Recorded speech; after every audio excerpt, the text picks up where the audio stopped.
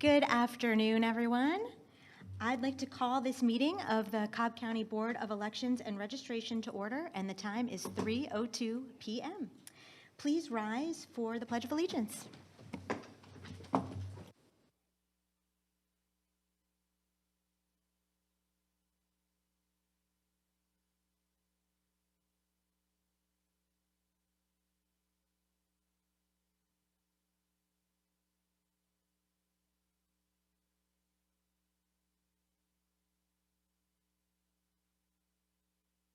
Thank you.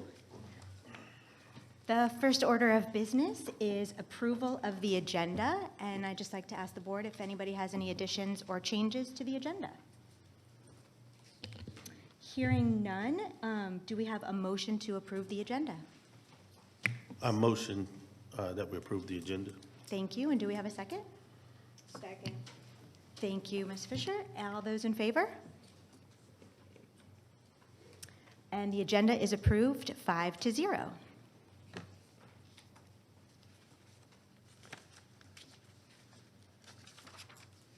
Next up is public comments, and as we have been doing in our previous meetings, those of you who are new, we allow our counsel, Daniel White, to facilitate that. Thank you, Madam Chair.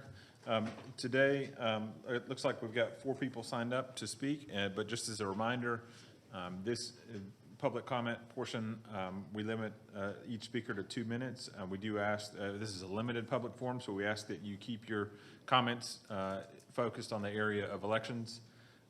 And at this time, we would ask the first speaker to come forward, Bob Maynard.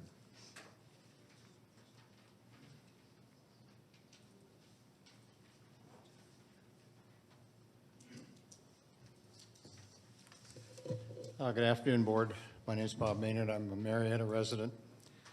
Over 2 years ago, we presented a list of over 2,700 names that should have been removed from the voter rolls. These were names that showed up both on the U.S. Postal Service change of address listing, as well as the National Driver's License Register. According to the subsequent minutes of the Board, nothing has been done about that. Is it just because the Board doesn't think that the VRA applies, the cleaning requirements apply to this board, or is there some other reason? That's number one issue. The second one is the excessive number of early voting days. I've served as a poll watcher when we had less than 5 people per hour on some days. On the day that I voted, I also observed a very low volume of early voters. You have a responsibility as a board to allocate resources responsibly, and adding more days would only stretch the budget and staff more than they are now. Their time would be better spent cleaning up the voter rolls to come in compliance finally with the VRA. Thank you. Our next speaker will be Lori Dreffen.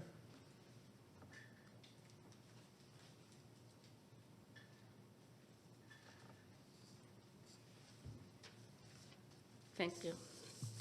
With over 565,000 voters in Cobb County and 73% of us now choosing to vote early in person, the demand has increased, but the number of sites has actually decreased.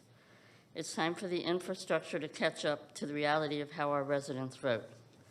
Almost half of Cobb County's registered voters are people of color. Accessible early voting is a matter of equity. Expanding our site to count to 18 ensures that every neighborhood, regardless of makeup, has a convenient and reliable way to participate in our democracy. I appreciate that where I voted last time, there was a line for 70 and older. Some of us aren't quite there yet. However, long lines may be an issue for other reasons. I vote early because I am a poll worker whenever possible. I urge you to expand the number of sites as well as the Saturday and Sunday voting hours. Thank you for your time.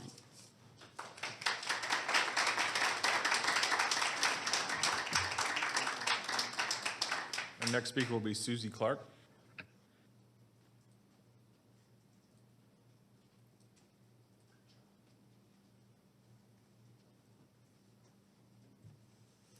Hi there, thank you for your service. I want to reiterate what was said earlier. We need to have these early voting sites.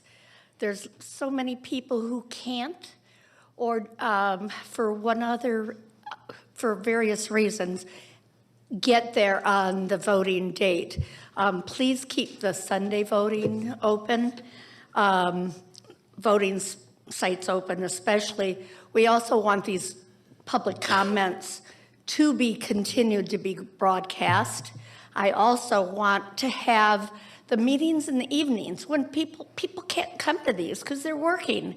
So we need those early voting hours or early meetings for you, those hours available so that people can actually attend these meetings or listen to them on the side.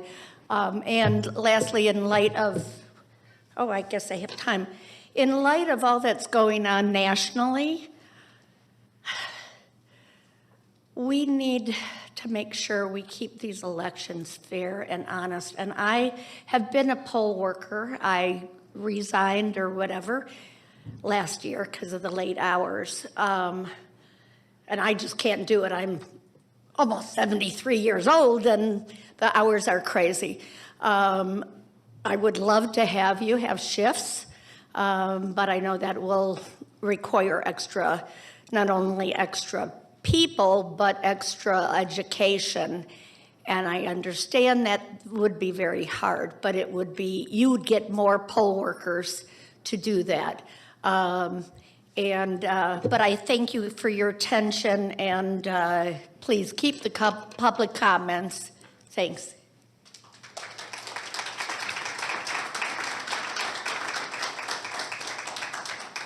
All right, and our final speaker this afternoon will be Betsy von Kramen. I'm hoping I'm reading that right. Hi, I'm Benji von Kramen. Benji, sorry, I'm not reading that very well. Sorry about that. It looks like no an S. worries. Call me Betsy, it's fine. Sorry, Betsy.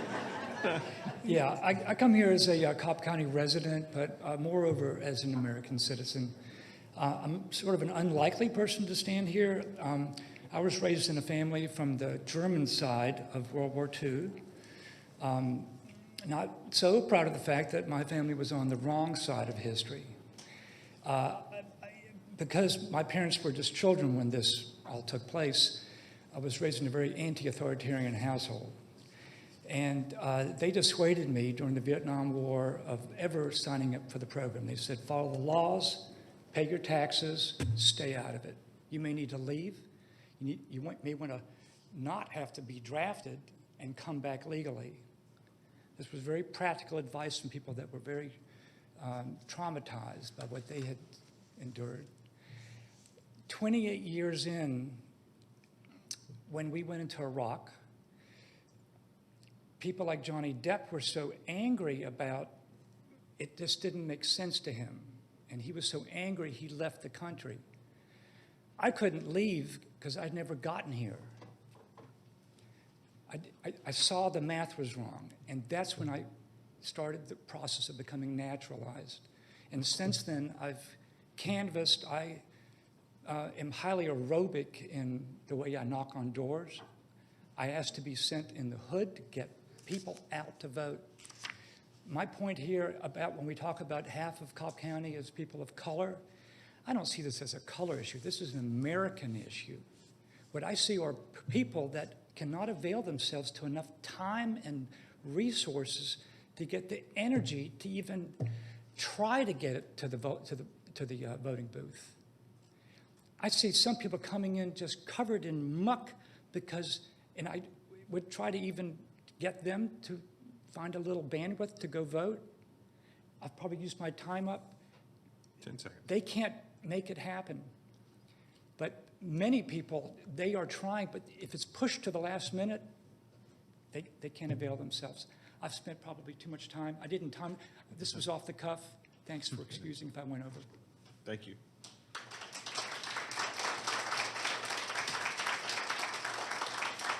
That's all our speakers for today. Thank you all for participating. We appreciate your comments. Our next item on the agenda is our election office reports and updates, and Director Michael Dietrich will present that for us. Good afternoon. Just have a few slides. Not a whole lot of information has changed since our last meeting, but just some important details here. As far as the staffing goes, I believe last time we had 8, so we were able to fill 2 of those roles, leaving us with 6 vacancies. Currently, right now in the prep center, we have 3 vacancies. They are all 3 part-time positions. 2 for the part-time elections coordinator, 1 in the supply crew. Interviews are scheduled, and I believe they started them today. There is 1 part-time elections coordinator, 2, that opened up due to a promotion, and the interviews are scheduled, and those will start tomorrow. I believe there's 3 interviews for tomorrow. Of course, with the administration, there's the director of position, but you all know a little more about that than I do. Registration, we have 1 part-time voter registration specialist. It is in the process of being posted to the website, so candidates can apply. And in absentee, we have 1 part-time elections coordinator, 2 in absentee by mail, and they are still in the process of scheduling those interviews. Just wanted to remind everyone of the schedule ahead of us. So we're quickly approaching March 10th special election for U.S. House District 14 for the resignation of Marjorie Taylor Greene. Early voting starts next Monday.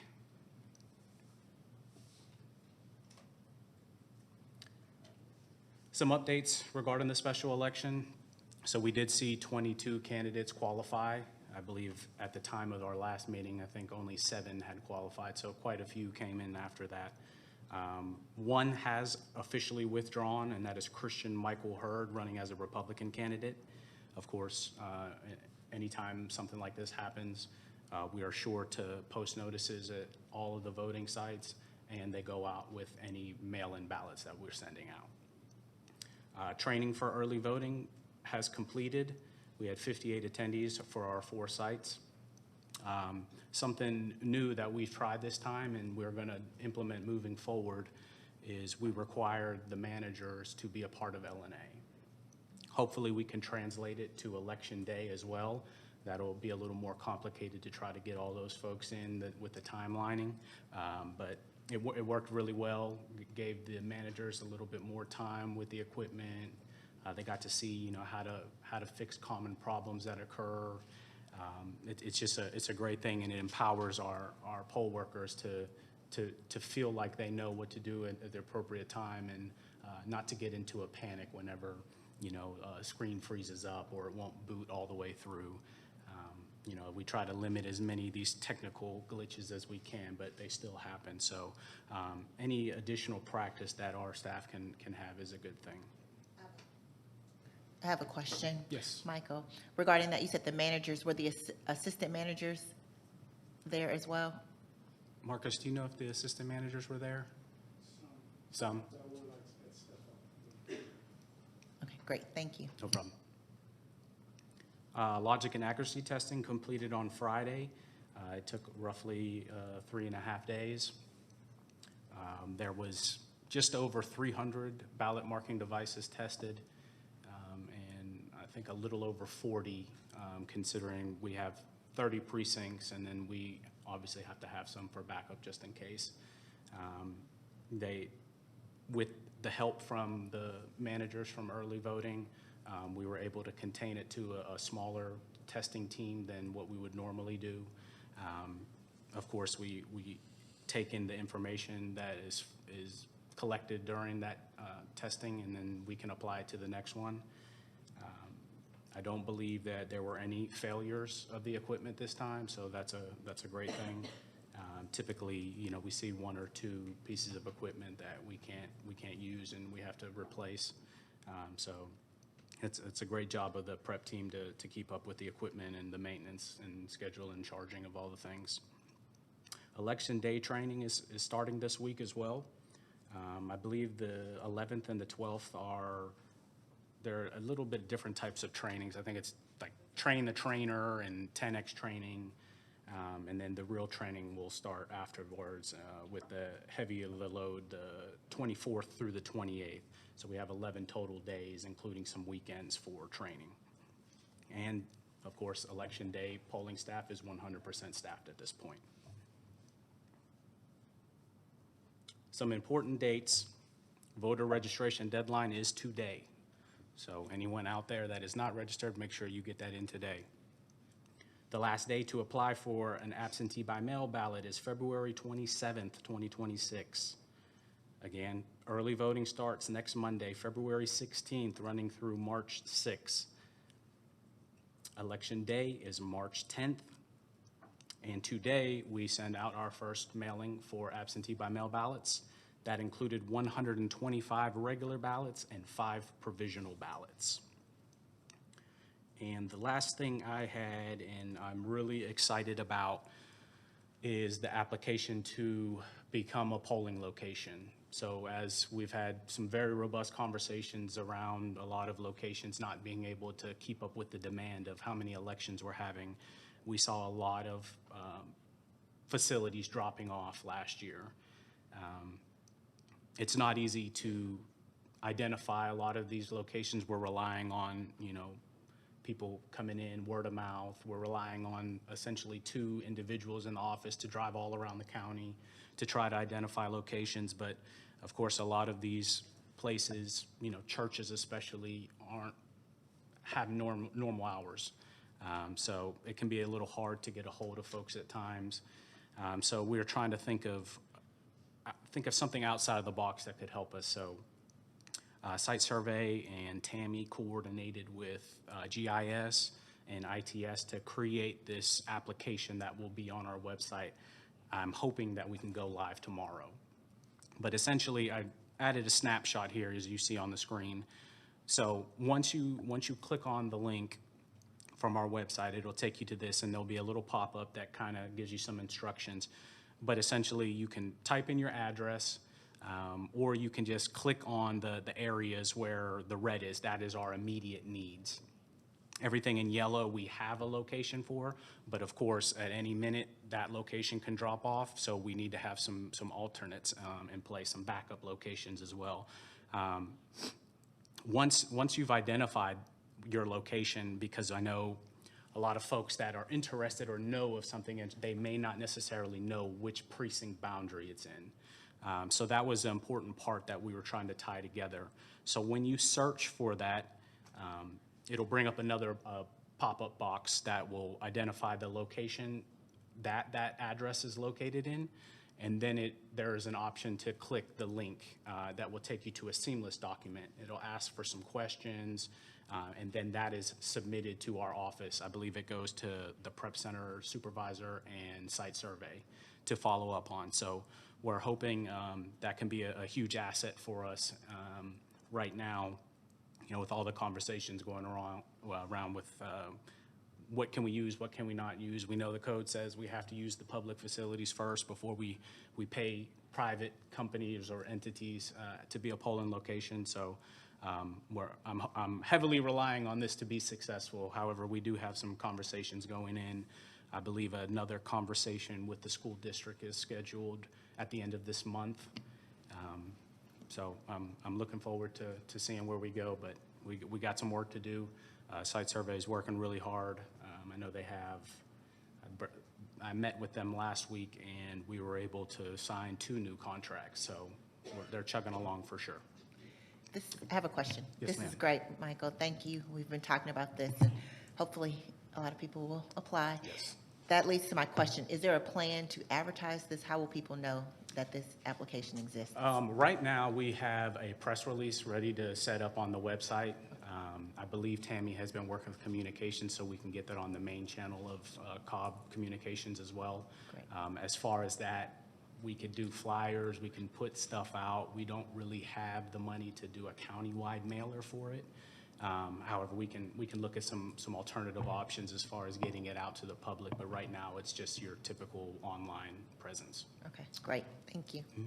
Michael, Yes, ma'am. I think this may have been pre-you, so I'll bring it up again. I think that it would be prudent to meet with all the mayors of each of the cities in Cobb County. And I don't think they would charge you to put this on their website as well, because I'm guessing that more local that you can get, the more response you'll get. Sure.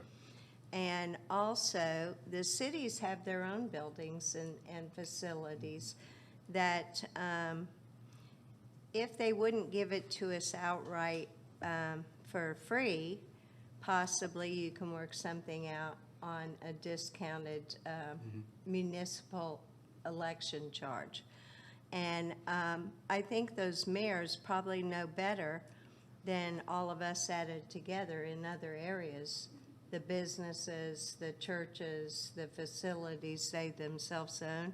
And I would highly recommend that we contact each mayor from each municipality Sure, and that's a great ask them idea. to put this on their website.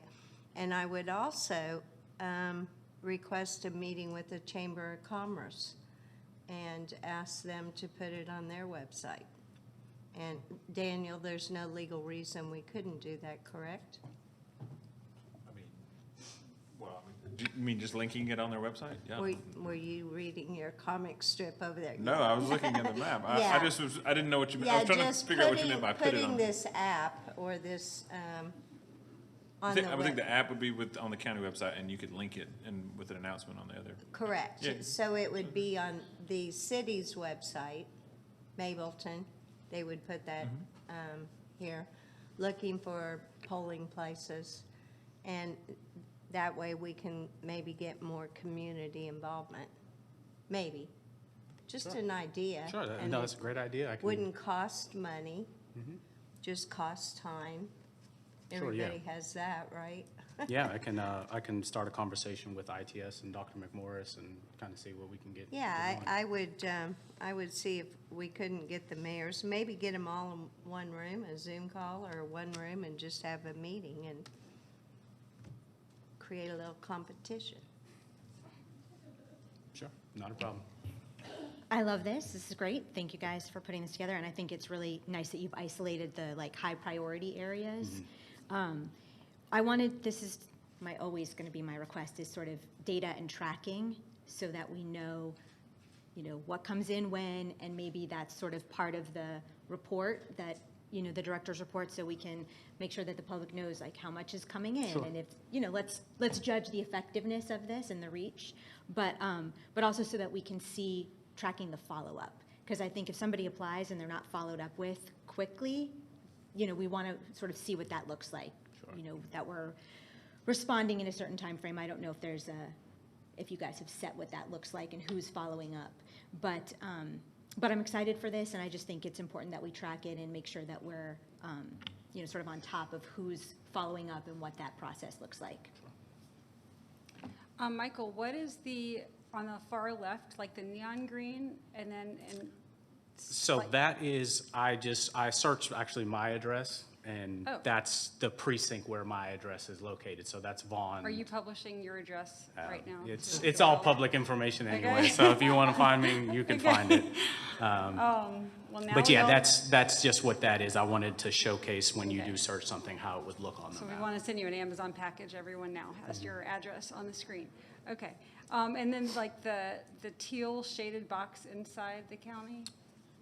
I am not sure what the teal shaded box is. I was trying to work off of one screen while I was making this. Hold on one second, let me see. I think I still have it up.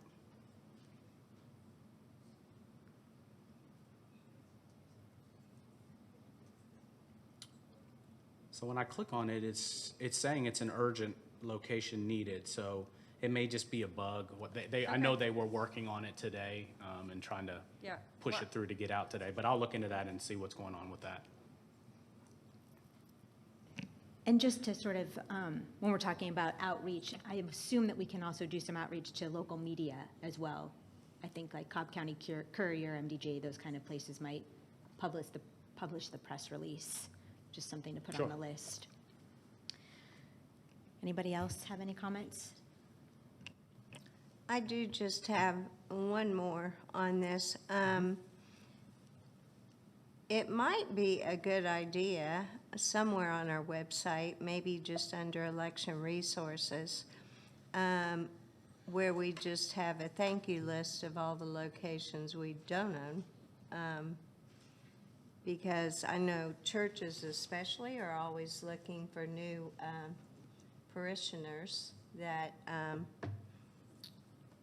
people may not be aware the church even exists. Just an idea. Gives them a little free advertising themselves. But up there in northeastern Cobb, what two precincts are those that we're in trouble with? Is that Roswell 01 and? No, on that side would be North Cobb 01. North Cobb 01. So that was one of the churches Oh, that okay, yeah. I think Right, that created a backed out, daycare or right, something like uh-huh. that. It looks like Who's the other? Mars Hill.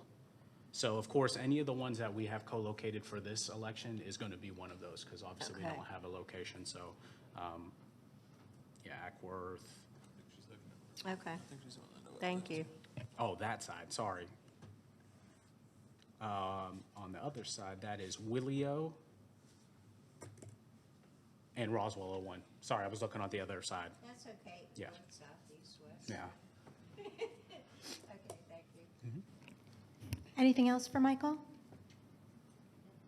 right, well, I got a little bit ahead of myself. I was very excited for Michael's director's report. I skipped over the approval of meeting minutes. I caught myself.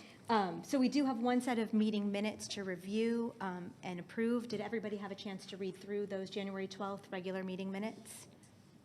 And if so, may I have a motion to approve them? So moved. Thank I you. second. Thank you. All those in favor? Great, and the minutes from January 12th are approved. And we will move now back into old business. And I'm going to pass that over to Stacy to talk about the election director search. Yep, we are making good progress with our search for a permanent elections director. Michael's been doing a great job as acting director, but I know that he and all of us are ready to have a permanent person in that position. We are planning for our phone screens of our initial set of interviews. We've got 9 candidates that are scheduled for phone screens this Friday and next Monday. We've split them into two days because of the number of people we have interviewing. Ms. Fisher and I will be conducting the phone screens. And then next Thursday, this board will meet for an executive session to review the results of the phone screens and select the finalists to move on to the in-person round. The in-person interviews haven't been scheduled yet, but we're hoping to get them in sometime during the end of February or early March, just depending on everyone's availability. We've got a panel of people ready to be part of that in-person interview process. So we're moving as fast as we can, and that's the current schedule at the moment. Thank you. Any questions for Stacy on the process or where we're at?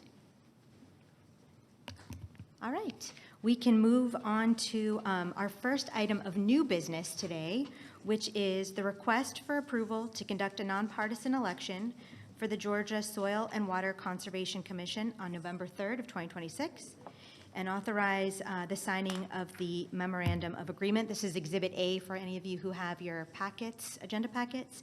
And I didn't know if Michael or Daniel, if one of you wanted to speak to this at all, or? The only information that I have right now is this one is a little different because the candidates qualify based off of nomination petition. I believe they have to get 25 or more signatures to be nominated for this position. I don't know if you have anything else. This is one of those quirks where it's, it's not a municipal election, but you still have to enter into a contract with this, it's not a state office that automatically comes on, or a Cobb County office that automatically is under this election superintendent. So I think the old law actually says that, that they could run it themselves, or whatever, but they always come to Cobb for this, and so this is just really formalizing that request to run the election. Thank you. Any questions from the board? And do we have a motion to approve this item? It's a long one. So I move that we approve this agreement. Great, thank you. Second? Second? All those in favor? And the request for approval to conduct a nonpartisan election for the Georgia Soil and Water Conservation Commission on November 3rd has passed. Thank you. Our next item of business is the approval of the advance in-person voting schedule for the potential runoff on April 7th for Congressional District 14. We'll put that up for everybody, and Michael, you can speak to this if you want. Sure. One thing I want to point out is for this advanced voting period, it does run into Good Friday. In light of that, we are proposing to start on Saturday, March 28th from 9 a.m. to 5 p.m. We'll run March 30th through April 2nd, 1 week of voting as required for the runoff. We are not doing Sunday voting or Saturday. We'll start on Saturday, but obviously following that, it'll end on Friday. There will be no weekend voting or that Monday before Election Day. We are keeping the 4 locations that are used in the first election, the one that's coming up. North Cobb Senior Center, Ben Robertson Community Center, West Cobb Regional Library, and Boots Ward Recreation Center. As kind of a part of our process, Marcus is making sure when he's identifying our locations that he's solidifying their availability for the runoff, so we can kind of get this process done a little quicker and not have to go back and negotiate things. So that's a huge change in our process that really helps us out a lot. So good job, Marcus. Thank you. This is great. I'm glad we're going to be able to approve this today. Is there any questions or comments on this? And it's 7 to 7. I'm sorry, I don't know if I mentioned that. 7 to 7 during the week. On the Monday through Thursday? That's correct.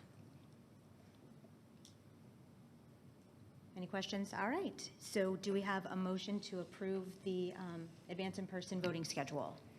I move that we adopt the advance in-person voting schedule as presented. Thank you. Second. Thank you so much. And all those in favor? The advance in-person voting schedule for the runoff on April 7th for Congressional District 14 is approved.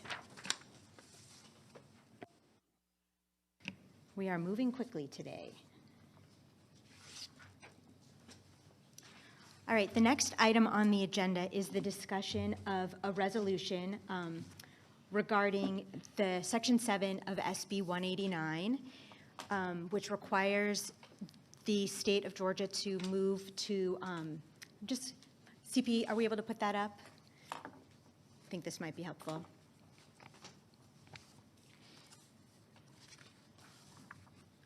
All right, so SB 189 was passed, and this requires that the QR code is not used for tabulation, that it says here, I believe, the human readable text, is that how it's written? It shall be, the tabulation count of any ballot scanner shall be based upon the text portion or the machine mark, provided that such mark clearly denotes the elector's selection and does not use a QR code, barcode, or similar coding of such ballots. So this really requires a pretty wholesale change in the election process, the way we do things, the way the software operates. And Section 13 of that amendment, which isn't on here, but Section 13 says that this act shall become, Section 7 of this act shall become effective on July 1st of 2026, which is this year.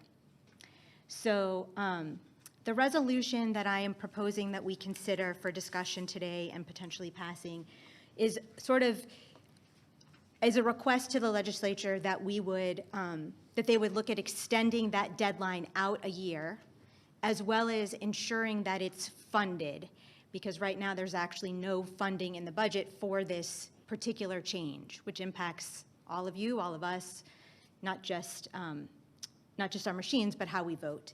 So I'm just sort of opening up to the floor. I know that we've all probably had a chance to read this, and we can sort of discuss. All right. Well, I guess I'll go first. just, reading the SB 189 is no possible way that, any of the counties can comply under the current conditions. And so I also, too, think that we should present a formal briefing to the legislative body to protect, our counties. And, with this thing, it just opens us up to, because of the tight timeline, everybody knows it takes maybe, somewhere around 18 to 24 months to roll out any type of, system, because you have to get the certifications done, you got to get testing, training, and, without the funding, it's just impossible. So we definitely want to see if we can push it back, because we don't want to open ourselves up to operational, disruption, legal exposure, things of that nature. So, and then just possible voter confusion. So those are my thoughts on that. Thank you. I have a lot of thoughts on this. This isn't news to our legislators. This isn't a partisan issue. There's defenses for this original legislation that was passed last session, or the one before, last session. So there's been a lot of advocacy for getting this passed and getting rid of the QR code. And for those of you who may or may not understand why they want to get rid of the QR code, our Constitution as well as statute clearly states that the tabulation of your vote must be readable by the human eye. The QR code is not readable by machine other than the Dominion software or by the human eye. You do see a summary that it prints out of who you voted for, but there's no way you can guarantee that's what that QR code says. Thus, the reason they want to get rid of it. I would like to point out that pushing this off for another year does not fix the problem. You're wanting to push it off because it doesn't subscribe to this legislation. Well, neither does the QR code. And that QR code has already been heard and challenged in a court of law, by the way, by a definite activist, Marilyn Marks, in Curling v. Rassenberger. And it started back in 2017, Daniel, and concluded last year?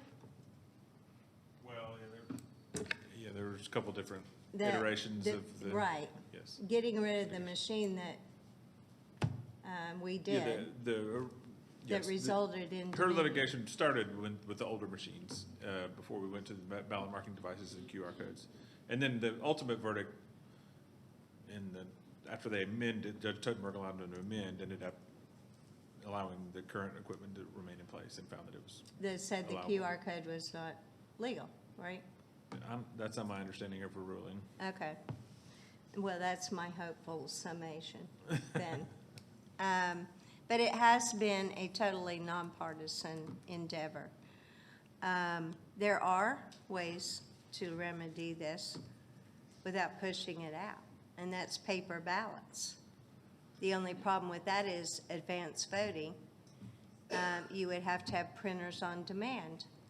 That is what 214 right now is recommending. The problem is, once again, they didn't fund it. So you've got legislation they put in the hopper.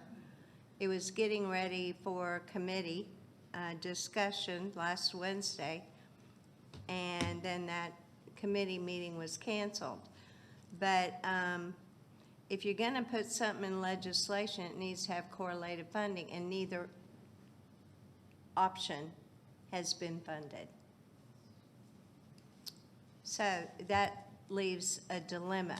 We also have not gotten, to my knowledge, instruction from the Secretary of State's office, which is where it should be coming from, not us, quite frankly, right? Well, I think that the Secretary of State's office is not making any kind of statement.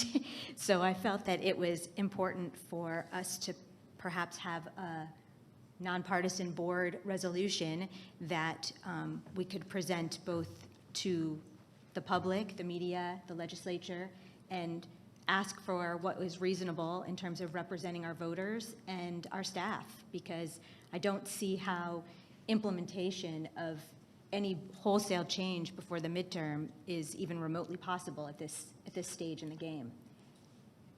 I don't think anybody does. But even if they pass 214, it's not funded, Hence right? Hence the, CP, do we want to put up the resolution, if that's all right? hence leaving it as status quo. But I can't sign on to status quo, because that means it's okay for you guys to not do anything for the second year in a row, third year in a row, actually. So, Who is you guys? what? When you reference you guys, who are you referring to? I just lost. Everyone who resides in a meeting room under the Gold Dome. Okay. I think we should plan for, certain uncertainty, but, funding, we don't have it, and the legislative, when they have the 2026 legislative session, they need to do something, and, but we do need to plan for certain uncertainty, how it goes, but, we're just not gonna make it. I don't see it. So I think we should do both, present the letter, to cover ourselves and, and then plan for a certain uncertainty, while we move along. I agree with this resolution. I think that every single Georgia voter is impacted by the current state, because by doing nothing, we're all in a really risky position when we can't legally, when the law says that our machines are not legal, we can't run the elections per the new law with the equipment that we have. And so if they want to continue to enforce this law, they have to have funding to provide the machinery in order to be compliant with the law, and we're just out of time.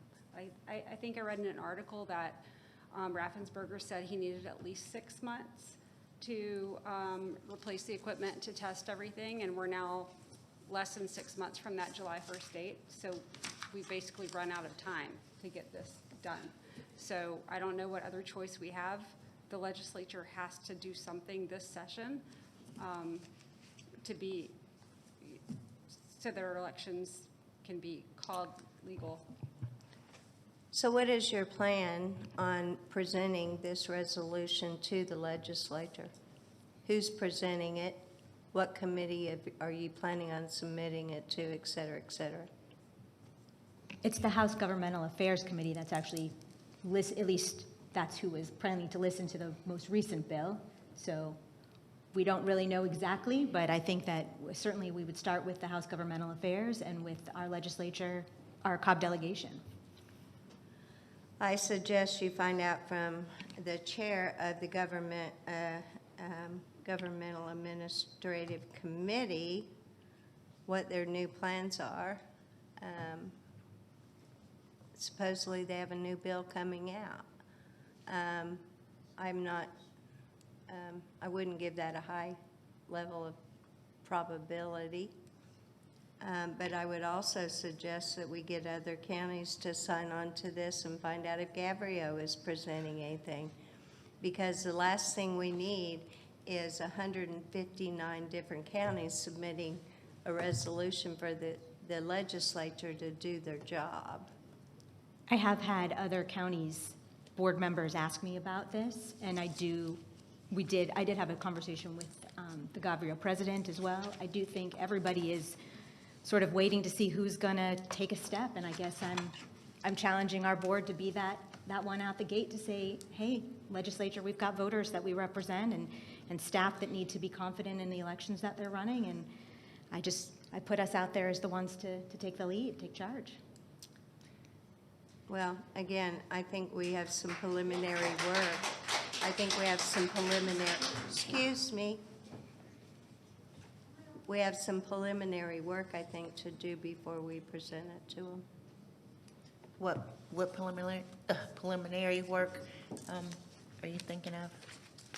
Maybe I didn't demonstrate that very clearly, sorry. We need to talk to Victor Anderson, who is the chair of the committee.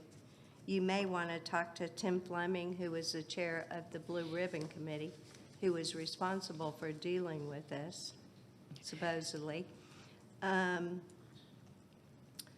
just find out from Gavrio, have they presented their own? They had their day at the Dome, was it last week? I think so. What do you propose? I know you don't support this resolution, Debbie. What is it that you propose, if anything? What? What is it that you propose that we as a board do, if anything? I just told you. That's what I think we need to do before we present the resolution. No, okay, so clarification. So if those things are done, you will support the resolution?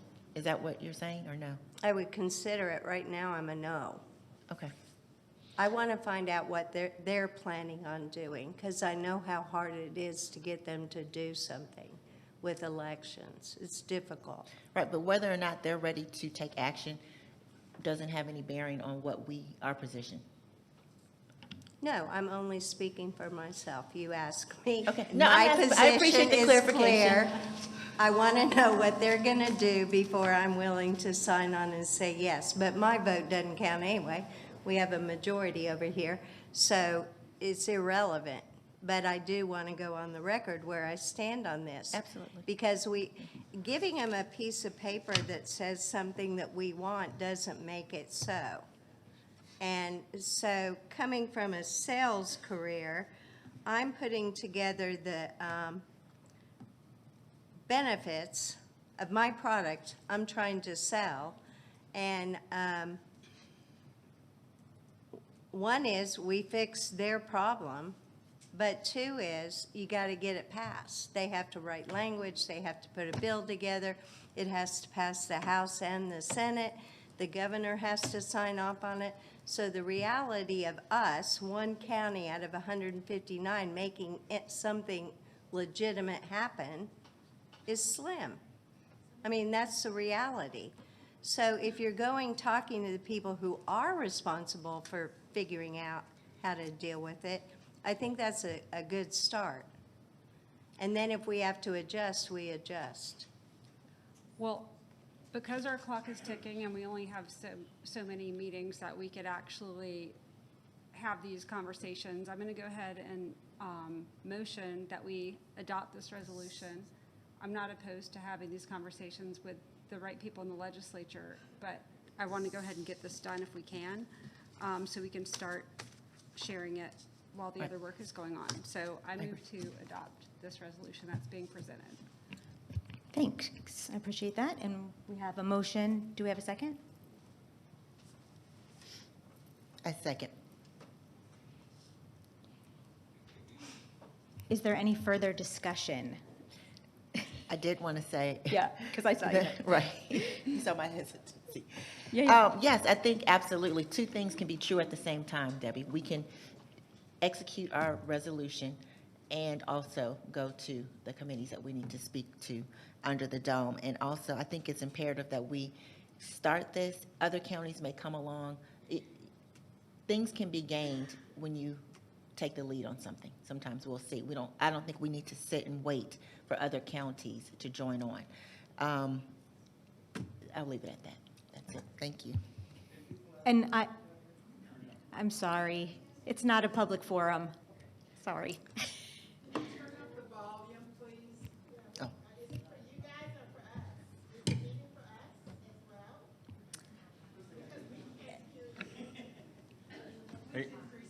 I think I'm going to jump in here kind of as parliamentarian. We had a public comment period at the beginning. There are certain items for election items that do require a public hearing. This is not one of them. This is a resolution that the board is proposing to adopt. It's been on the agenda. You've had the ability to review it ahead of time if you wanted to comment on it.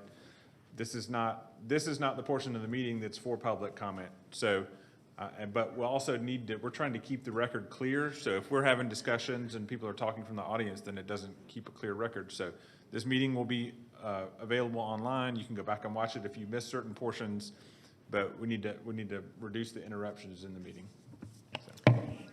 Well, I think if you want your voices heard, a good place to start that voice is with the Government Affairs Committee, which you can find at legis.georgia.gov under the committee tab. And I believe it does provide all the committee members' names, so you can email all of them and let your voices be heard. I encourage everyone to do that. And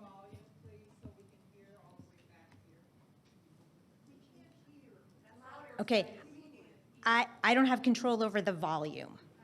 I'm sorry. I don't have that control functionality.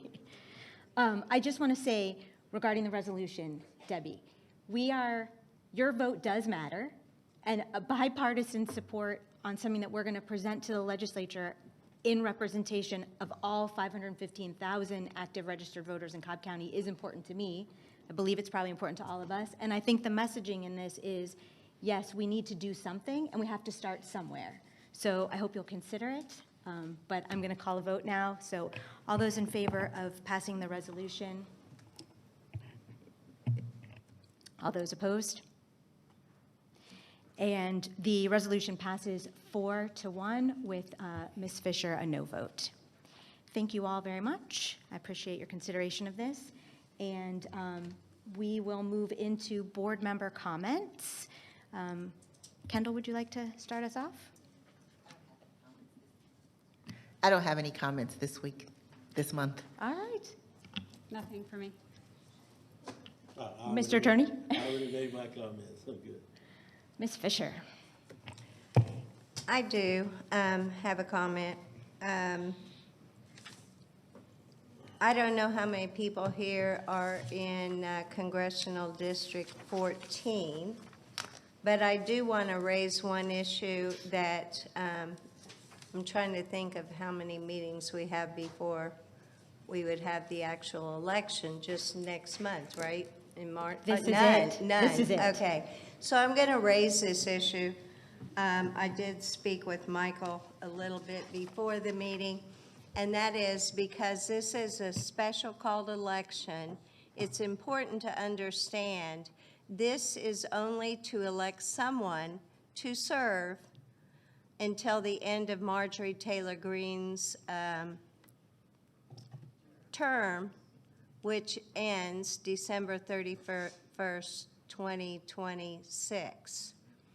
So whoever is elected in this special election serves those months. However, if they want to serve for the full 2-year term, for the next term coming up, which is 27 through 29, they will have to run again in the May primary.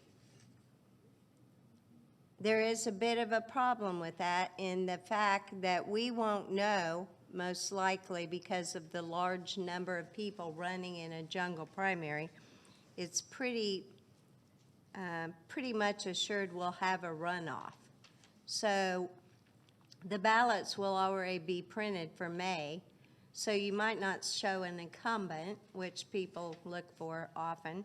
So I just thought it was important for the public to be aware of this if you are voting in District 14, because even if you're familiar with all these nuances of special elections, it's confusing.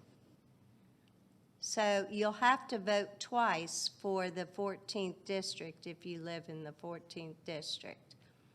One in the March 10th election, and again in the May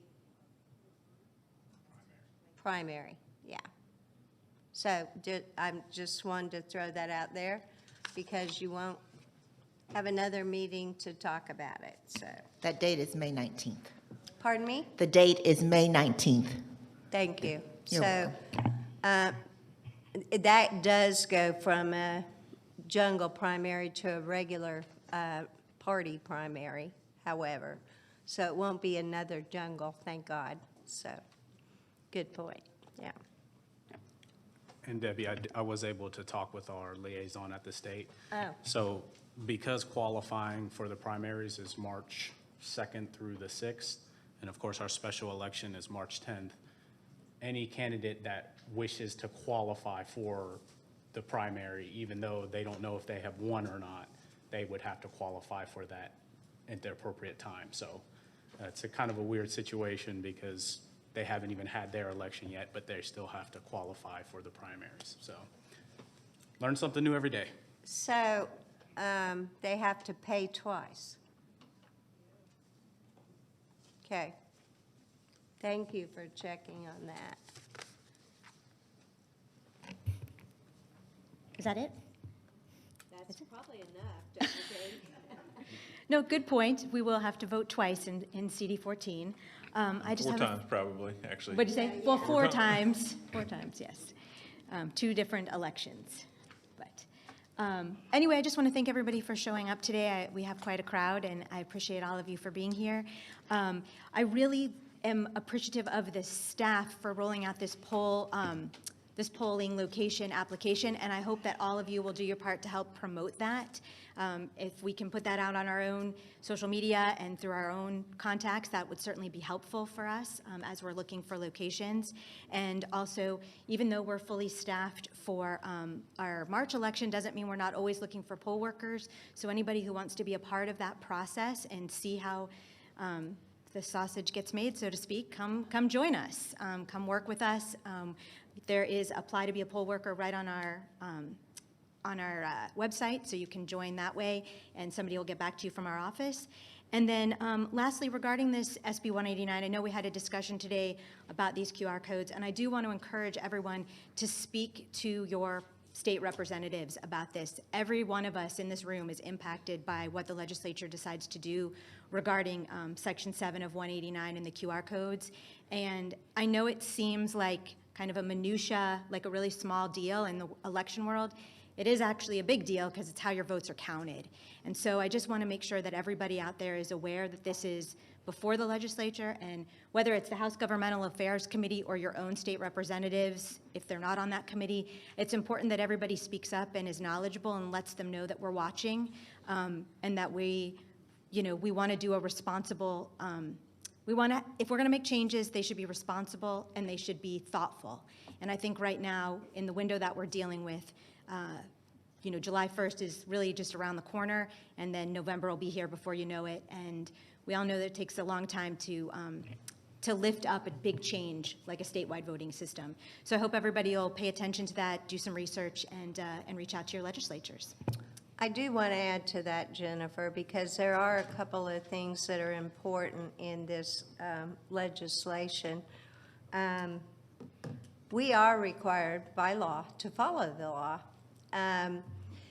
But in the 189 legislation, it requires us to also hold an election in 2 different manners for the same race. So the primary, you would be voting on a QR code, and the general, you would not. And that is a critical point that needs to be dealt with, because you can't deviate between the 2 elections for the same race. So that's something the legislature hasn't even really touched on. Right. Hence the request for this to be extended. So I hope if anybody has any questions, feel free to reach out to us. We're happy to help you if you need some advice on how to craft any kind of comments for your legislators. But I hope that you'll take that. I'm glad there's a crowd today when we were dealing with this, because I hope that all of you will take this one issue with you home and advocate. With that, that sort of closes out this portion of the meeting. Daniel, do we have a need for executive session? Not for legal. Great. Any other need for executive session? I don't think so. I haven't heard. Okay.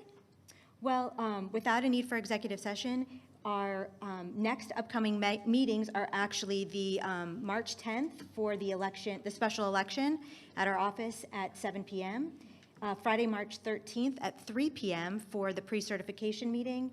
And then Monday, March 16th will be our regular and certification meeting, 3 PM here in this room. And we actually, I think we will be having a special called meeting next Thursday, correct?